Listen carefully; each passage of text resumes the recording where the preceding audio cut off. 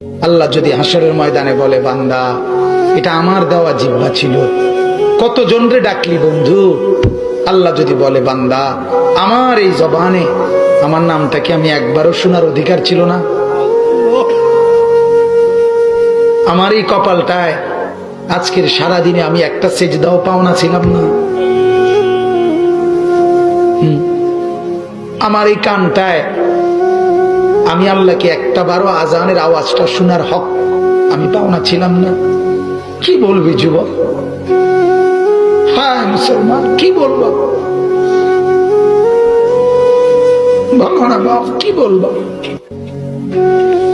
এক মা যদি বলে, মা তার পাষাণ ছেলেকেও যদি মা বলে, এরে বাপ 9টা মাস তোরে পেটে ধরছি রে বাপ, 2টা বছর তোরে বুকের দুধ খাওয়াইছি বাপ, বিনিময়ে তুই আজকে আমার মতো মা রে ভুলে গেলি বাপ, কেমনে রে সহ্য করলি? এই কথা বললে যত বড় পাষাণ ছেলেই হোক, সেও তো কিছুক্ষণের জন্য হলো মাথাটা নোয়াই লাগবে।